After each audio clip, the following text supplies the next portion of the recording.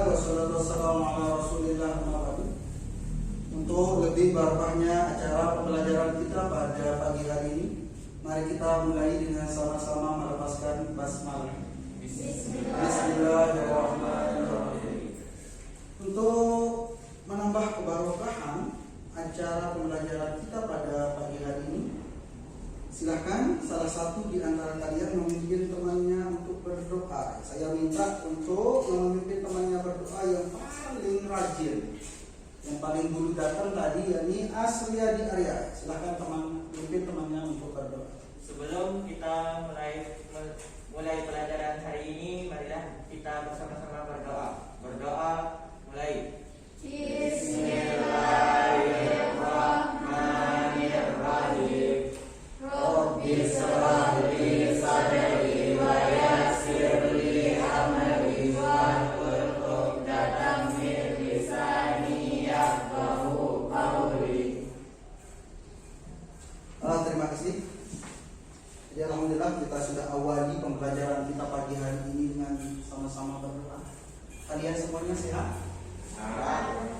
Sudah sarapan tadi? Sudah. Begitu kalian datang ke sekolah, bagaimana perasaan kalian datang ke sekolah tadi? Senang, bahagia atau bagaimana? Karena ini menunjukkan apa yang kita bicarakan selanjutnya. Bagaimana perasaan kalian hari ini? Bahagia. Bagaimana perasaan kalian hari ini? Bahagia. Iya, baik. Ya, sebelum kita melanjutkan pembelajaran, saya cek dulu kehadiran kalian. Karena dalam kondisi Covid tentunya yang hadir 50%. Sudah 50% kehadiran kalian ini? Sudah ya, nampaknya kalian sudah semuanya hadir 50%. Mudah-mudahan temannya nanti ada shift kembali untuk pembelajaran yang kita lakukan pada pagi hari ini. Anak-anak yang berbudi dan beriman, kalian masih ingat pembelajaran kita minggu terdahulu? Masih. Oh masih. Apa pelajaran kita minggu terdahulu? Lebih besar suaranya. Apa pelajaran kita terdahulu? Puisi. Ternyata kalian masih ingat teks puisi tentang menganalisis puisi. Apa saja yang kita pelajari, materi apa saja tentang teks puisi yang kemarin? Menganalisis tema, suasana, dan makna. Ada satu momen yang terlupakan. Jadi sebelum kita akan melanjutkan kepada materi sebelumnya, tadi saya sudah tanyakan kalian tentang materi terdahulu. Sekarang sebelum kita menuju lembaran materi terbaru, kita akan sama-sama menyanyikan lagu wajib nasional. Kita akan sama-sama ngapain? Baik, untuk kesempatan kali ini saya minta bantu dari Erika untuk memimpin temannya bernyanyi lagu wajib nasional. Silakan Erika membantu temannya untuk bernyanyi. Sebelum melanjutkan pembelajaran, marilah kita sama-sama menyanyikan lagu nasional. Namun sebelum itu, mari kita sama-sama berdiri.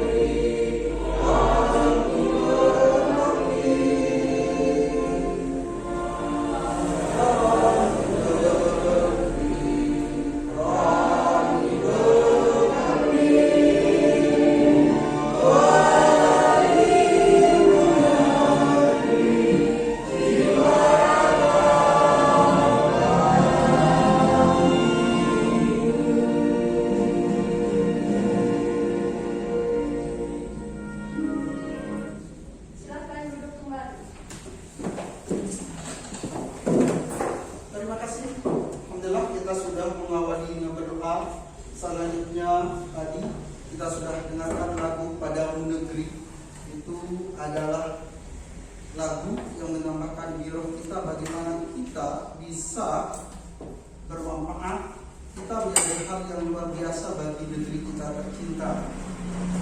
Sepakat? Sepakat?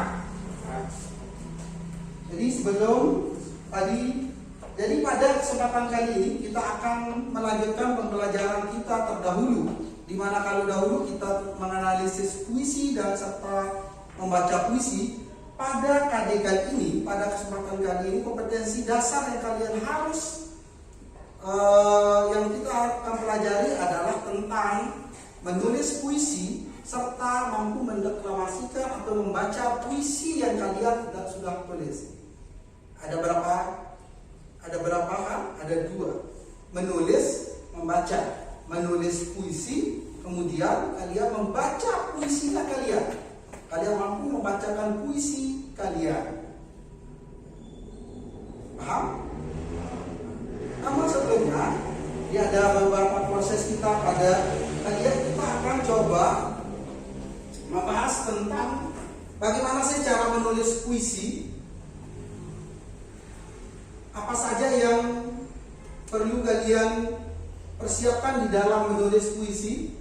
Namun sebelumnya kita akan mendengarkan puisi. Ada dua puisi pengantar untuk kalian sebelum kita melanjutkan kepada pelajaran menulis puisi. Jadi kalian mau temanya rindu atau temanya teman? Mana maunya kalian dulu?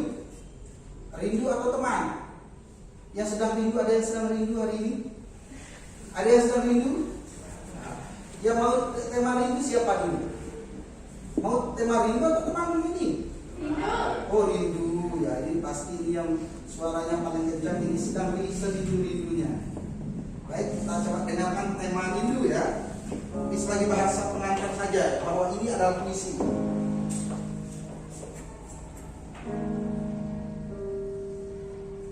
Rindu, dari jauh ku titip rindu, dengan harapan kau pasti tahu.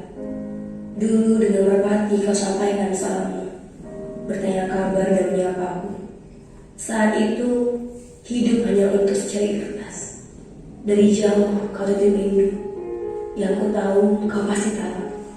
Merpati menjadi simbol kesetiaan ini, teguh sapa walau tak saling memandang. Saat itu hari sepi tanpa kertas berisi namamu. Kau buat aku menunggu, kasih, aku masih tetap sama. Bila kau tanya, ini hati hancur berkeping. Tahukah tawa, itu tak ada. Bagaimana kabarmu? Sebuah tanda tanya besar dari pertanyaan yang begitu sederhana. Dulu sangat sulit untuk tak membalas, sekarang sangat mudah untuk lupa. Bila tak ada lagi tawa orang tulismu, kini setiap hari berlalu begitu saja. Merpati seolah menjadi simbol untuk menunggu. Berapa lama lagi harus kutunggu surat darimu? Baik. Kalian merasakan kerinduan yang dirasakan cewek yang paling. Kalian merasakan ya? Ini kira-kira dia berada di tempat yang jauh pasangannya atau bagaimana? Jauh gitu. Kalau harus menitip rindu lewat merpati, berarti harus melalui apa? Melalui udara. Namun yang ingin kita bahas di sini adalah tentang tema. Jadi tema yang tadi itu adalah tentang kerinduan. Tentang apa? Kerinduan. Karena ini ada kaitannya dengan apa yang kita bahas hari ini tentang menulis puisi ya. Jadi cukup untuk puisi pengantar. Selanjutnya kalian perhatikan penjelasan berikut ini. Ya, coba dibaca. Coba dibaca. Menulis puisi. Ada yang pernah menulis puisi? Ada yang pernah menulis puisi? Oh, ada yang pernah menulis puisi enggak? Oh, tidak. Jadi ketika masuk di dalam kelas ini, kalian sudah masuk dengan kelas menulis puisi. Begitu kalian keluar nanti, kalian wajib bisa untuk menulis puisi. Keyakinan kalian bahwa puisi itu mudah. Puisi itu bagaimana? Mudah. Coba kalau saya bilang puisi, kalian akan bilang mudah. Puisi? Mudah. Kalian akan itu. Jadi itu menjadi keyakinan kalian. Baik, sekarang kita masuk ke subbab menulis puisi. Berikutnya diperhatikan.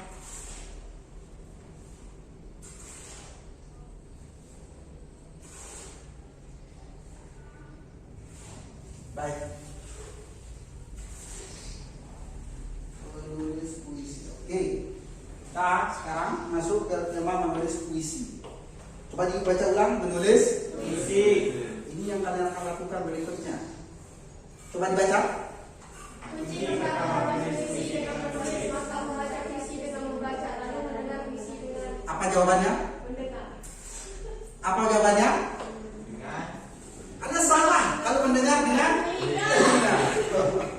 Baik, sengaja. Kunci pertama menulis puisi adalah menulis. Jadi ini adalah resep pertama kalian menulis puisi. Tanpa kalian tulis, bagaimanapun yang bergelombang di jiwa perasaan kalian, saya tidak akan mampu membaca kecuali kalian sudah menulis dalam bentuk tulisan. Berarti cara pertama kita menulis puisi adalah menulis. Membaca puisi dengan membaca. Kalau mendengar puisi dengan ada yang mendengar puisi dengan mendengar. Baik. Apa yang kita lakukan pertama kalau mau menulis puisi? Menulis. Ambil bolpen kalian, ambil buku kalian, lalu menulis. Itu adalah cara paling ampuh untuk bisa menulis puisi. Berikutnya diperhatikan apa yang tergambar di slide. Jejak kaki. Jejak kaki. Ini adalah jejak langkah-langkah. Maka ya, pembahasan kita berikutnya adalah tentang apa? Langkah-langkah menulis puisi. Nah, ini sudah menarik ini. Karena begitu kita sudah masuk pada langkah-langkah dengan tata cara kita menulis puisi agar kalian keluar dari kelas ini menjadi seorang sastrawan. Saya ingin mendengarkan bahasa hati kalian setelah ini. Baik, ini langkah pertama kita apa? Siapa yang punya langkah ini? Langkah pertama adalah menentukan tema atau ide. Sebagian besar seseorang paling sulit dasar kita menulis puisi adalah mencari ide. Apa yang kita akan tulis? Begitu saya lemparkan pertanyaan ini, kalian pun saya yakin masih bingung. Apa yang saya harus mesti tulis? Sekalipun kita memiliki gambaran dan samudera perasaan yang berbeda-beda. Namun kita sering kaku di dalam menentukan apa yang kita ingin tulis. Bagaimana sih semestinya saat kita mencari ide? Ini bukan perkara yang mudah ternyata mencari ide. Karena ini dasar kita masuk ke dalam puisi. Kita akan mencari ide puisi. Bagaimana sih cara mencari ide puisi? Adalah, coba diperhatikan gambar-gambar yang saya tampilkan. Gambar apa ini? meja. Meja, kursi. Berikutnya, Jendela. jendela. Berikutnya, Papan tulis. papan tulis. Lingkungan. Taman sekolah.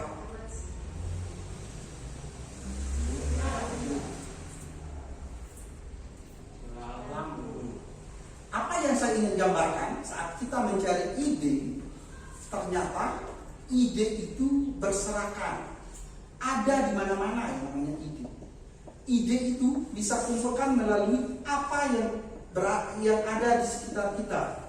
Seperti yang saya gambarkan tadi, bahwasanya bisa dari bangku, meja, kursi. Coba kalian perhatikan di sekeliling kita sekarang. Kalian sebut dulu yang ada di sekeliling kita saja dulu. Yang belum saya sebut di sini. Gambar, apalagi balon misalnya, apalagi apa yang belum saya sebut di sekitar kita. Poster, ya bagus. Apalagi laptop, apalagi coba sebut, coba lihat dulu di sekitar kalian. Tas, handphone, apalagi pintu, apalagi bolpoin, apalagi banyak sekali ya. Banyak sekali. Jadi banyak sekali yang kalian perhatikan sebut tadi itu bisa menjadi ide. Bagaimana caranya kita membuat itu menjadi ide? Kalian akan teliti karena pada tugas selanjutnya kalian akan meneliti benda di sekitar kita. Itu yang akan menjadi ide. Kalian perhatikan sifatnya, kalian perhatikan bentuknya, kalian akan perhatikan yang kalian saksikan itu, kalian perhatikan betul, pasti akan menjadi ide.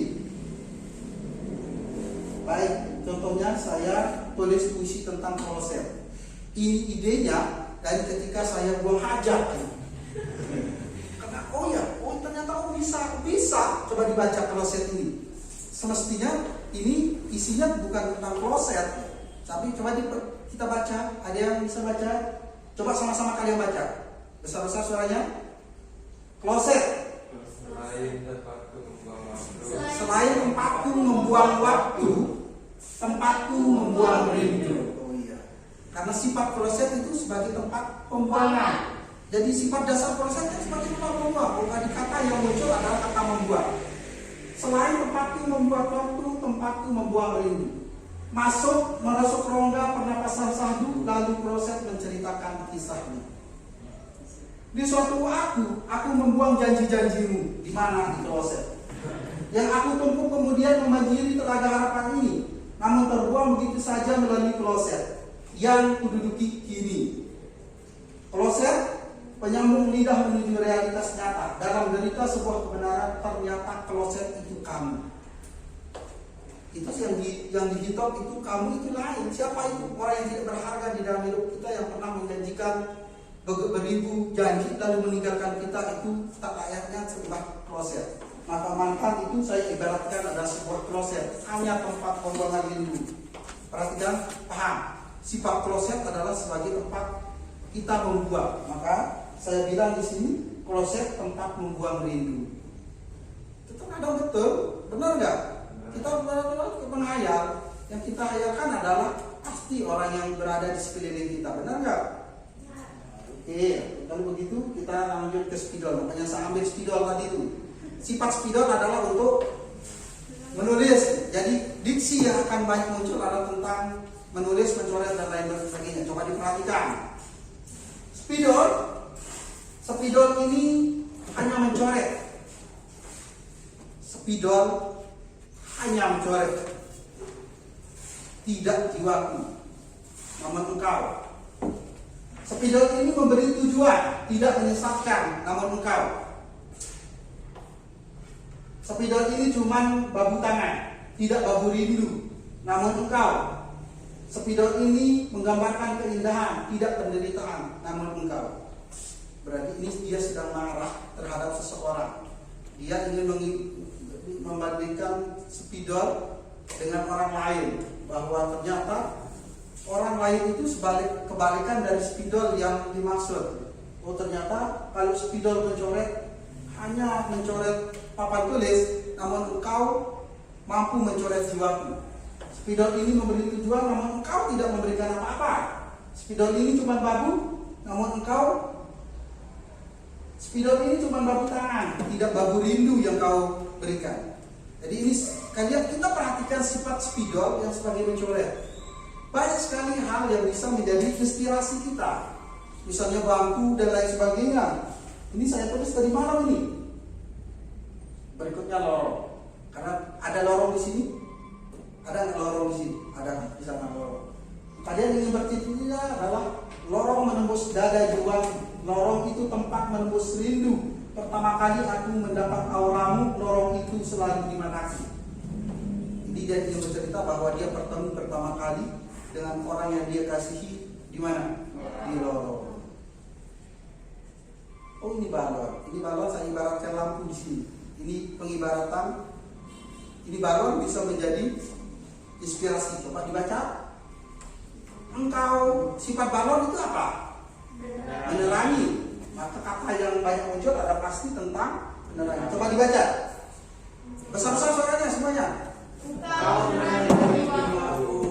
Laksanakan berterang bulan-bulan. Kemudian bulan mengutip matahari, menjelaskan dengan pengetahuanku. Engkau padaku bercahaya melaju bersama langkahku, mengusir gerak jiwa kebodohanku. Guruku, engkaulah Tuhanku. Dia ingin mengibaratkan bahwa guru itu ibarat sama sifatnya dengan balon atau lampu yang mampu menyinari. Sifat balon itu apa? Menerangi. Oh, jadi dia ibaratkan balon itu tak ubahnya adalah guru. Guruku, engkaulah balon itu. Jadi kalian paham nggak? Kalian akan memperhatikan yang di sekitar kita itu menjadi ide. Misalnya kalian ingin buat tembok. Sekarang yang berada di sekitar kiri kanan kita tembok. Pasti ada hal yang menarik tentang tembok yang ada di dalam sisi hidupnya kita. Atau perasaan kita ketika melihat tembok itu bagaimana? Contohnya, misalnya pada suatu waktu kalian pernah menulis nama dengan orang yang terkasihnya kalian di tembok. Tembok ini adalah siksa nyata bagiku. Setiap saya melihat namamu di sana, itu adalah cambuk cinta yang kau berikan. Namun apa yang tersisa, derita yang terlihat dari tembok itu menggambarkan bagaimana luka yang kau berikan. Jadi dia ingin bercerita bahwa tembok itu apa? Sebagai bukti nyata siksa yang kau berikan. Bisa saja, apa misalnya juga batu, beja, keramik, semua itu bisa menjadi inspirasi.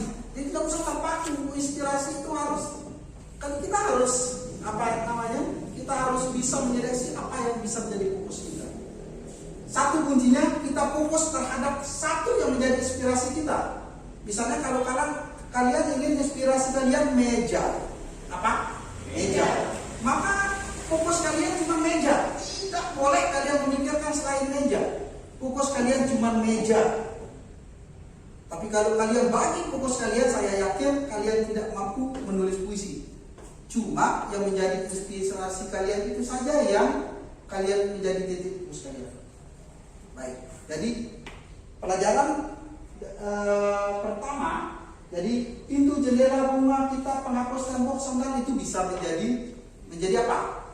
Menjadi inspirasi. Silakan cari inspirasi di sekitar kalian, nggak usah kalian harus pergi ke puncak gunung atau ke pinggir laut untuk mencari inspirasi.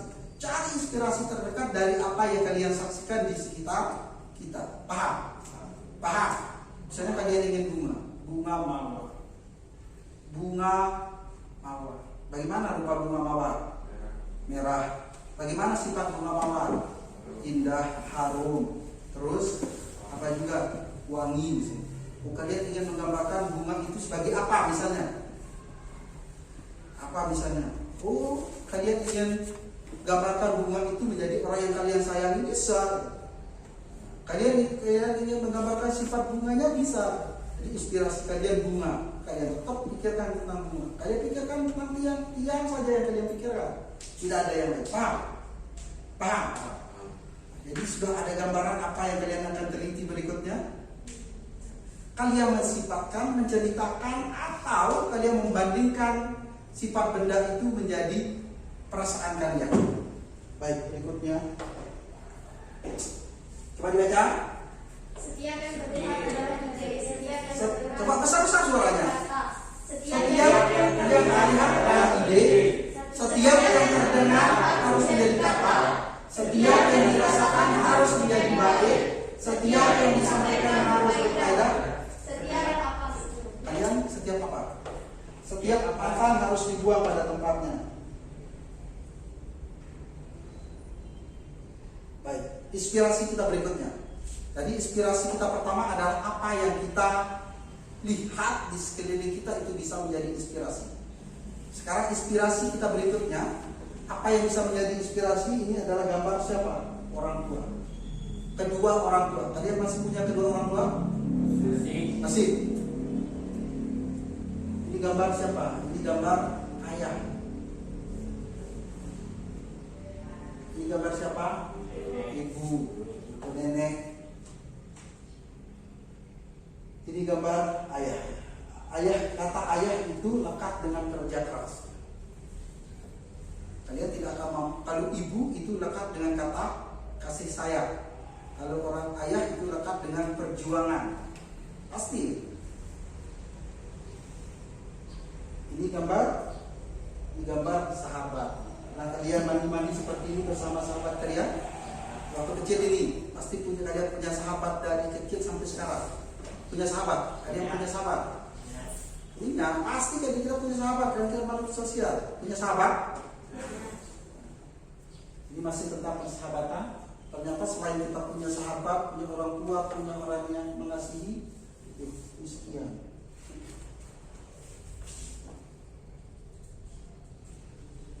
Ya.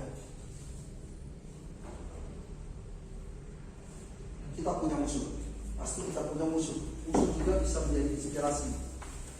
Selain kita punya musuh, coba dibaca. Semua mantan akan disapa kabar pada waktunya. Ini bukan SMS-nya, nanti fokus kalian mantan. Kalian pernah di SMS sama mantan kalian? Kita pernah kasihan.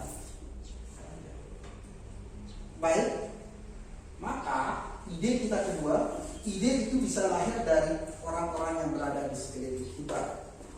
Sahabat, teman, orang tua, saudara, itu bisa menjadi inspirasi kita.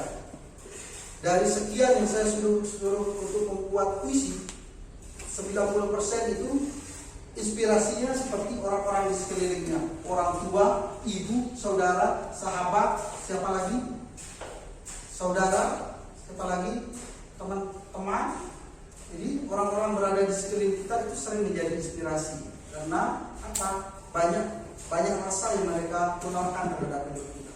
Kalian pernah buat puisi tentang ibu? Pernah mendengar puisi tentang ibu? Tentang ayah? Kalian pernah mendengar Pandang Saja Dulu ini? Pernah nggak? Pernah. Puisi tentang sahabat pernah? Puisi orang terkasih pernah? Kalau puisi orang terkasih pasti kalian sudah buat di buku diarinya kalian, itu banyak sekali puisinya kalian. Benar nggak? Atau kalian tidak kenal buku diari mungkin ini? Kalian masih kenal buku harian? Ada yang sering menulis buku harian? Biasanya itu pasti banyak berisi tentang puisi. Jadi ide itu bisa lahir dari orang-orang di sekeliling kita.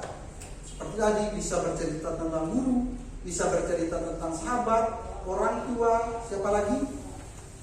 Saudara dan lain sebagainya. Itu bisa menjadi ide. Kalau kalian disuruh membuat ide dari orang di sekeliling kalian apa yang kalian ingin buat? Tentang apa? Coba angkat tangannya dulu. Tentang apa Selyadi?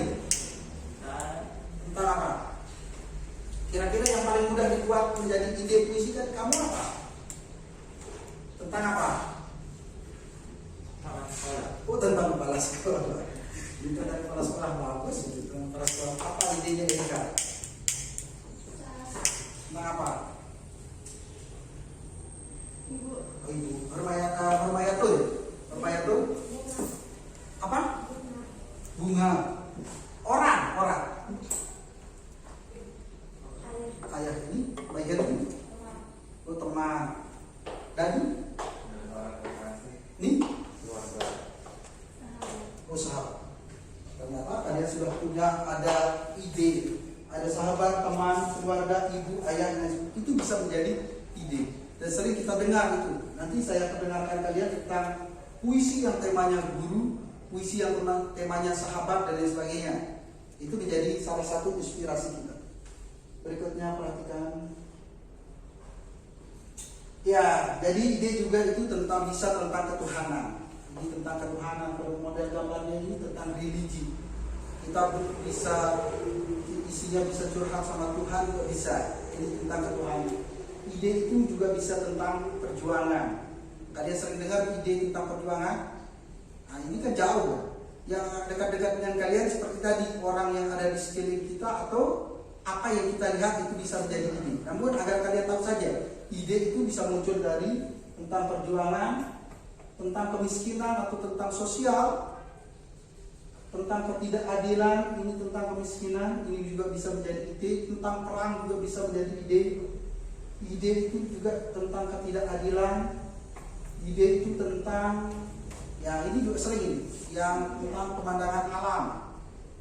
Ini, jadi ide, tema di dalam puisi itu bisa tentang kemanusiaan, cinta, patriotisme, perjuangan, kedaulatan hidup, alam, tentang keadilan. Kalau kalian disuruh milih, pasti kalian akan pilih tentang cinta saja. Baik, itu langkah pertama. Jadi langkah pertama kita harus menentukan ide. Ini yang kalian harus lakukan hari ini. Kalian menentukan ide kalian menulis apa. Kalian bisa menyaksikan yang di sekeliling kita atau dengan orang yang berada di sekeliling kalian. Yang kedua, nah ini adalah langkah kedua. Ini langkah kedua, seyogyanya kalian harus mampu menulis judul. Tapi saya lebih cenderung ada dua teknik menulis judul. Kita menulis puisinya terlebih dahulu baru menentukan judul, atau kita menentukan judulnya terlebih dahulu baru menulis puisi. Jadi mungkin kalau yang menulis judul terlebih dahulu itu menjadi acuan untuk gambaran diksi yang kalian akan pakai. Tapi bisa saja kalian menulis puisinya terlebih dahulu baru kalian menentukan judul. Judul itu harus bagaimana? Judul itu yang pertama harus sederhana dan bermakna, metafor dalam judul menimbulkan rasa penasaran. Jadi judul itu adalah wajah pertama puisi kalian. Menarik tidaknya puisi kalian itu dilihat pertama adalah menarik tidaknya judul. Jadi judul ini sangat berpengaruh terhadap puisi kita. Pemilihan diksi di dalam judul itu sangat penting. Kalau kalian buat puisi, mana lebih baiknya? Kalian menulis judul terlebih dahulu atau menulis isinya terlebih dahulu? Oh, judul. Jadi kalian lebih memilih menulis judul terlebih dahulu. Jadi banyak judul yang menarik itu adalah judul yang mampu membuat orang penasaran ketika membaca judulnya. Banyak sekali judul yang kalau pernah kalian ada judul puisinya itu Hujan di Bulan Juni. Kalau kalian perhatikan itu judul itu menarik karena apa? Hujan di bulan Juni. Biasanya hujan itu tidak terjadi di bulan Juni. Sekarang kita berada di bulan apa ini? Juni. Jarang nggak hujan itu? Jarang. Jadi ketika kita menemukan hujan di bulan Juni itu kan menarik ya. Nah, jadi ada rasa tertarik ketika lihat. Coba kita akan buat judul dari puisi yang tadi. Sengaja itu masih mentah ya, yang tadi. Oke. Jadi dari kata awal, kalau kalian akan tulis judulnya ini, coba diperhatikan. Ini isinya tentang guru kan?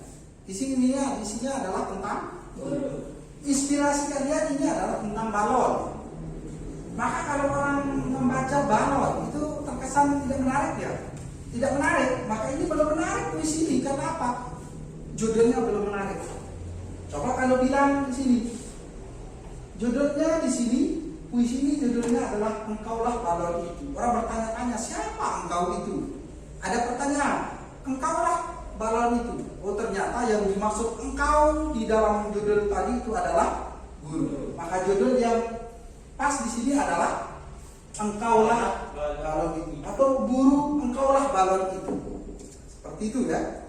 Atau ini lorong. Oh ini bisa langsung karena ini banyak diksi tentang lorong apa misalnya di sini. Lorong jiwa. Bisa saja lorong jiwa. Ada agar terkesan lebih menarik. Spidol. Misalnya apa ini? Spidol. Ini kira-kira apa yang menarik dari spidol ini? Spidol penderitaan. Bisa saja seperti itu. Atau di sini kloset. Kalau kalian bisa kloset itu kamu saja. Oh, di sadis ini bahasanya. Kloset itu kamu. Baik. Jadi itu kita membuat judul itu harus menarik mungkin. Oh, biasanya kalau saya suruh kalian silakan buat judul tentang sahabat. Kalian pasti akan menulis tema tentang sahabat. Biasanya kalian akan menulis judul besarnya adalah sahabat. Jarang yang menulis, coba kita kasih frase yang lebih menarik, misalnya sahabat terbaik. Jadi kita ingin gambarkan dalam puisi kita itu siapa sahabat terbaik, atau siap sahabat rasa surga. Itu beda.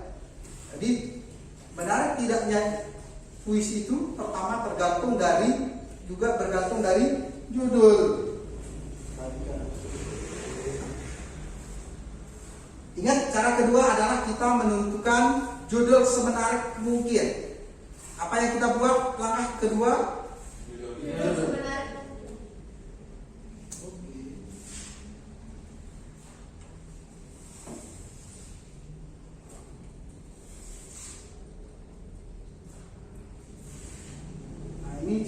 hujan bulan Juni. Karena ini hujan bulan Juni ini karena langka hujan di bulan Juni. Atau puisi aku ingin. Rata-rata karya Supardi Djoko Damono itu dia mengambil langsung dari teks pertama puisinya atau baris pertama puisinya. Contohnya aku ingin, ini puisi yang sangat romantis. Aku ingin mencintaimu dengan sederhana, dengan kata yang tak sempat diucapkan kayu kepada api yang menjadikannya abu. Aku ingin mencintaimu dengan sederhana, dengan isyarat yang tak sempat disampaikan awan kepada hujan yang menjadikannya tiada. Inspirasinya adalah hujan dengan kayu. Awan, hujan dan kayu. Perhatikan puisi pada suatu hari nanti. Langsung baris pertamanya menjadi judul. Ini ciri. Baik. Berikutnya langkah yang ketiga. Kita sudah berada di langkah ketiga ini. Kita menentukan suasana. Kita mau bawa suasana seperti apa puisi kita. Kita sudah bahas di pertemuan pertama kemarin tentang suasana di dalam puisi.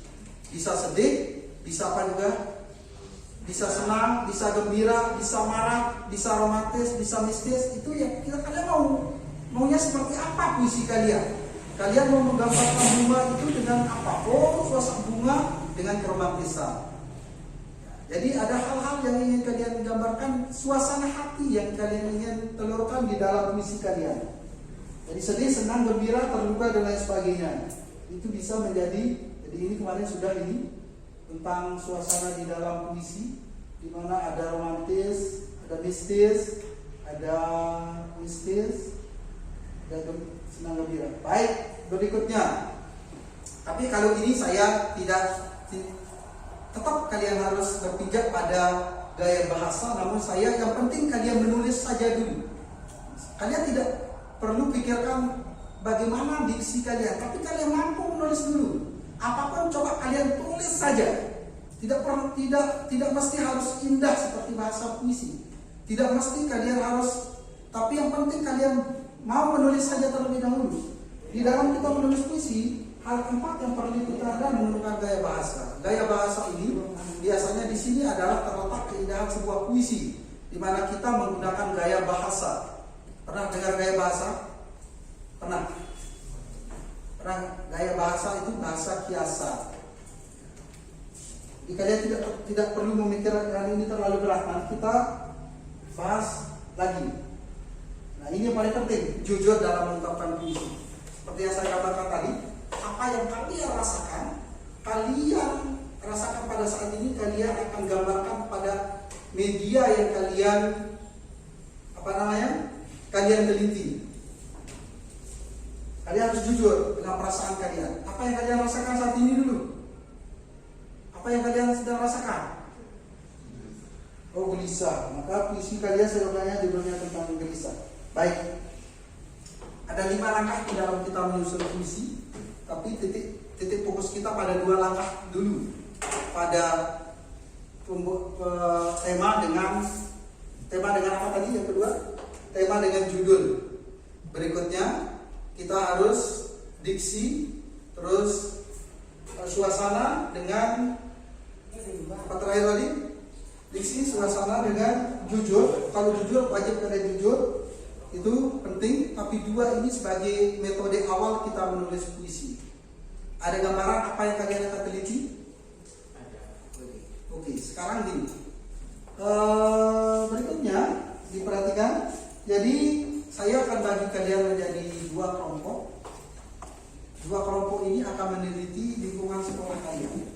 Ada yang berada di bagian depan, ada yang ada depan sebelah sini, ada di depan sebelah sana. Bisa kalian mencari inspirasinya di sana. Ada yang depan bagian timur, ada yang depan bagian barat. Kalian akan mencari inspirasi kalian di sana. Saya akan tanya nanti pertama apa yang menjadi dasar kalian, apa yang kalian perhatikan, apa yang kalian teliti, terus kalian coba tulis puisi sederhana sekarang tentang apa yang kalian saksikan. Paham gak? Baik, coba relax, kalian senyum dulu. Kalian ternyata masih tegang kelihatannya ini. Senyum dulu. Senyum dulu. Oh iya, ini kelihatan sekali kalian tidak mampu mengaplikasikan senyum menembus masker. Karena kalian tidak mampu, senyum kalian itu tidak mampu tertembus ternyata. Atau mungkin kalian terlalu gelisah untuk disuruh menulis puisi. Kalian gelisah gak ini? Ingat, puisi itu mudah. Sekarang kalian teliti, tulis saja apa yang ada di unek-unek kalian, baru kita akan olah puisinya itu. Kalian tulis saja itu, paham? Baik, bisa kita mulai. Berarti ini kelompok pertama, kelompok kedua. Ini kelompok ini bisa menganalisis ke sebelah sana. Yang sebelah sini bisa menganalisis lingkungan sekolah yang bagian barat. Paham? Waktu kalian cuma 10 menit bisa untuk menganalisis. Langsung bawa bolpen dengan kertas atau dengan buku kalian, langsung kalian korek-korek dan tulis puisi sederhana kalian. Paham? Silakan. Bisa kelompok pertama, silakan bisa 10 menit ya.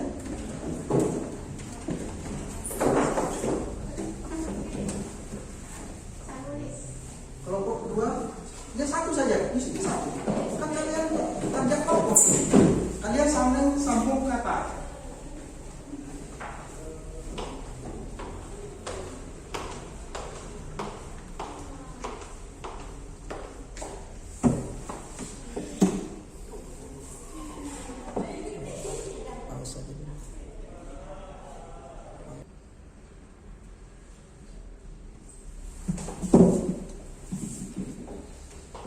Sudah kalian semuanya sudah masuk kembali.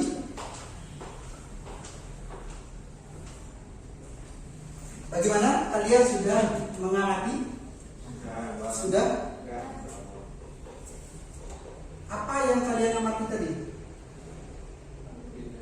Kelompok pertama apa yang diamati tadi? Ranting kayu. Dia menganalisis ranting kayu. Kalau kelompok dua? Dedaunan. Berarti kalian inspirasinya adalah tentang pohon ya.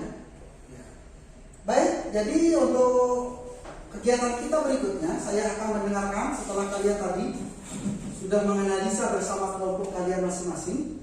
Sekarang saya ingin mendengarkan pembacaan puisi dari kalian. Siapa yang mau duluan membaca puisi, kelompok 1 atau kelompok 2? Kelompok 2, saya lempar sudah ini sekarang. Kelompok 1 atau kelompok 2? Saya dengar kelompok 1. Baik, kelompok 1 saja juga. Sini ya, posisinya. Silakan. Ranting kayu. Belum. Pelan-pelan. Kalau membaca puisi itu pelan-pelan. Santai, hayati pelan, intinya pelan dengan tegas. Silakan 1, 2, 3 mulai. Ranting kayu. Daun-daun sangatlah rindang, dengan warna yang begitu hijau. Sungguh sedap saat dipandang, rumah bagi burung berkicau. Hutanku adalah kekayaan, pelindung bagi kehidupan, tempat marga satwa fauna tumbuh dengan bergembira. Terima kasih. Ranting kayu merupakan rumah kehidupan bagi alam sekitar. Baik, silakan kelompok 2, Astriadi Arya. Silakan Astriadi Arya.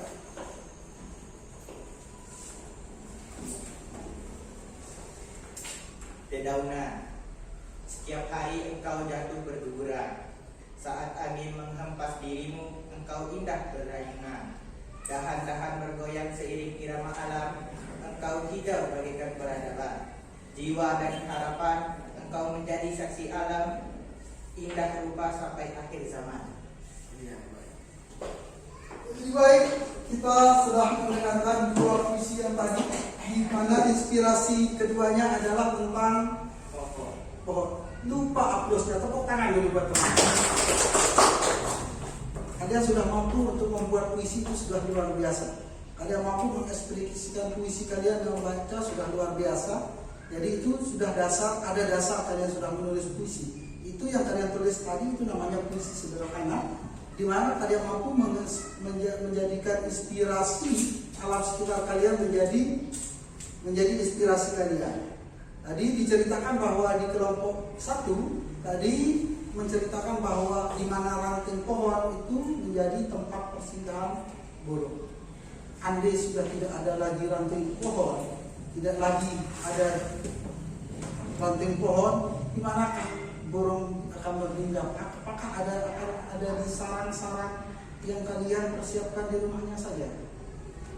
Moga tetap ada ranting yang kita bisa saksikan untuk burung bisa tetap berkicau. Di puisi kedua itu tadi saya dengar bahwa puisi kedua itu bagaimana hijau, daun hijau, langka itu. Karena sekarang masih kita mampu melihat dedaunan hijau di sekitar kita, khususnya kalau di alam sekitar kita masih asli ya. Kita mampu melihat dedaunan hijau. Tapi bayangkan kalau daun hijau itu tidak kita saksikan lagi, itu pasti akan sangat menyiksa mata kita. Sehingga harapannya tadi dari kelompok 2 bahwasanya dedaunan hijau itu akan berada sampai akhir zaman. Paham?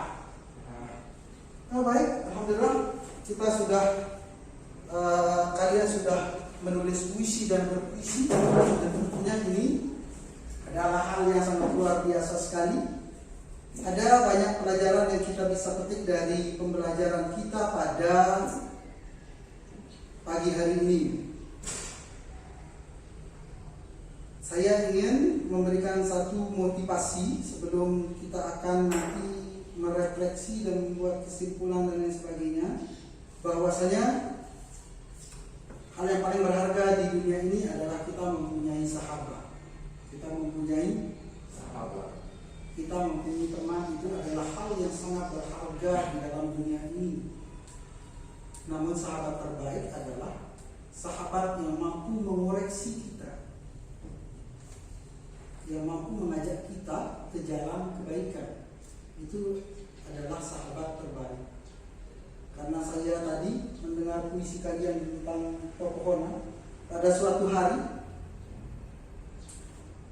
ada pohon yang sangat indah, dedaunan hijau berbunga, sangat indah pohon tersebut. Lalu ditinggapi 2 burung. Burung pertama habis-habisan memujinya. Oh, engkau ini sangat indah, sangat rupa, sangat menarik. Pohon yang disanjung lantas bilang apa? Dia sangat bersyukur. Lalu dia agak sedikit sombong. Kamu tetap saja bermain di ranting-ranting saja. Kamu tetap berkicau di sini. Burung yang kedua lantas bilang apa? Burung yang kedua sama. Dia memuji habis-habisan si pohon. Pohon ini menarik, cantik, indah dan lain sebagainya. Lalu diberikan pula, silakan makan buah-buahan yang ada di mana? Di pohon tersebut. Lalu burung ketiga datang. Apa yang dikatakan burung ketiga? Burung ketiga bilang, dia tidak berkata apa-apa, namun dia mematok. Kalau mematok, dia mematok ranting-ranting pohon itu. Pohon tersebut kesakitan. Apa yang kau lakukan? Saya lagi memakan ulat yang ada di ranting-rantingmu. Bilang itu sama siapa? Sama si burung matok tersebut. Yang matok itu dipatok saja. Dia marah luar biasa. Kamu ini sama saya. Kenapa kamu matok saya? Padahal saya ini adalah pohon yang sangat indah. Dia terbuai dengan kata-kata burung pertama dan kedua. Padahal di pohon tersebut ada ulat banyak. Dia dipatok saja, tapi dia diusir ternyata burung ketiga itu. Kenapa? Karena dia tersinggung karena dibilang banyak ulatnya. Apa yang terjadi? Seminggu kemudian, begitu dia melihat pohon itu lagi, pohon itu tidak seindah yang kemarin karena sudah habis dimakan oleh ulat. Terkadang kata-kata jujur itu menyakitkan, tapi itu adalah kata terbaik, kata-kata yang jujur. Sehingga apa yang terjadi? Pohon itu menjadi pohon yang tidak ada dedaunan karena habis dimakan ulat. Buahnya jatuh karena habis dimakan ulat. Maka di sanalah datang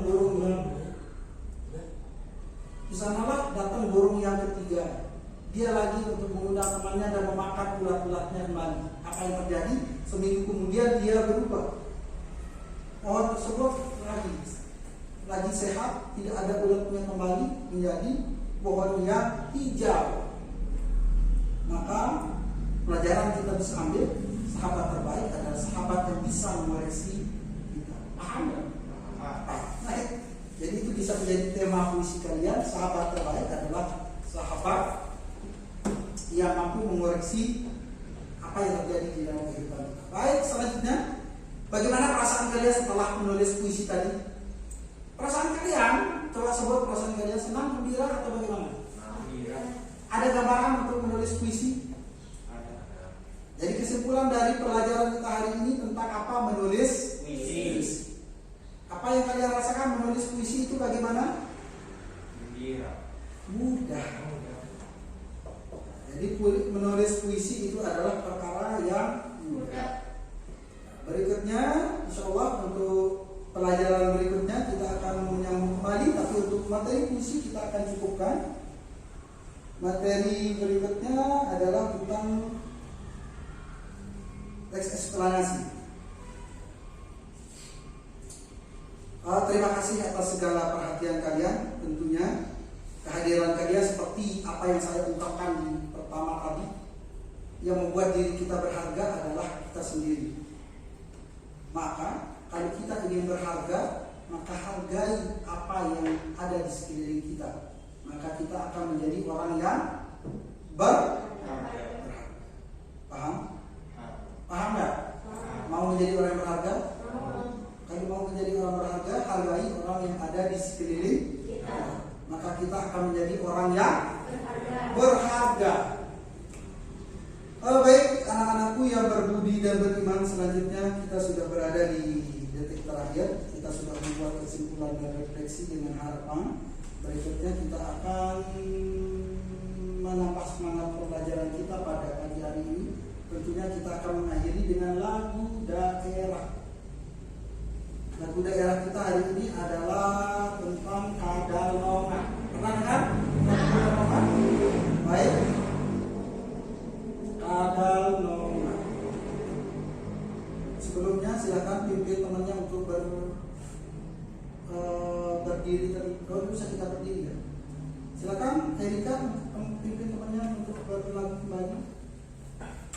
Sebelum mengakhiri pembelajaran kita, mari kita sama-sama menyanyikan sebuah lagu daerah. Baik, tunggu instrumennya. Itu sudah.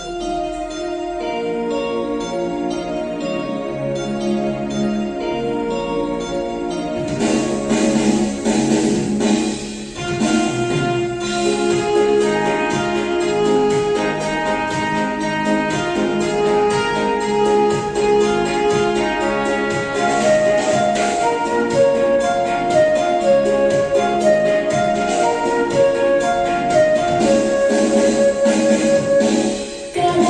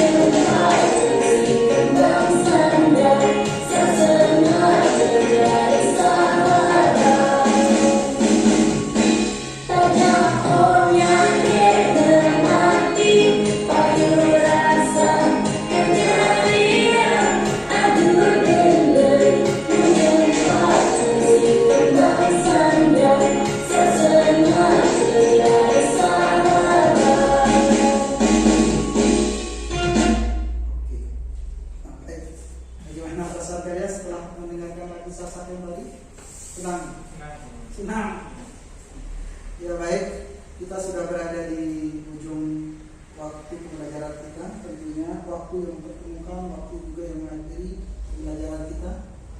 Untuk lebih barokahnya acara pembelajaran kita pada pagi hari ini, silakan Asriyadi Arya untuk memimpin temannya berdoa kembali. Untuk menutup pelajaran hari ini, marilah kita bersama-sama berdoa. Berdoa mulai. Bismillahirrahmanirrahim. Rabbi shrah li sadri wa yassir li amri wahlul 'uqdatam min lisani yafqahu qawli. Baik, terima kasih atas atensi dan perhatian kalian. Semoga apa yang kalian lakukan pada hari ini bernilai ibadah di sisi Allah Subhanahu wa taala. Amin. Sekian pembelajaran kita. Allahumma taqabbal hadhihi dan sayyidina Rasul. Wassalamualaikum warahmatullahi Assalamualaikum warahmatullahi wabarakatuh. Wabarakatuh wa ridwanu wa ni'matun.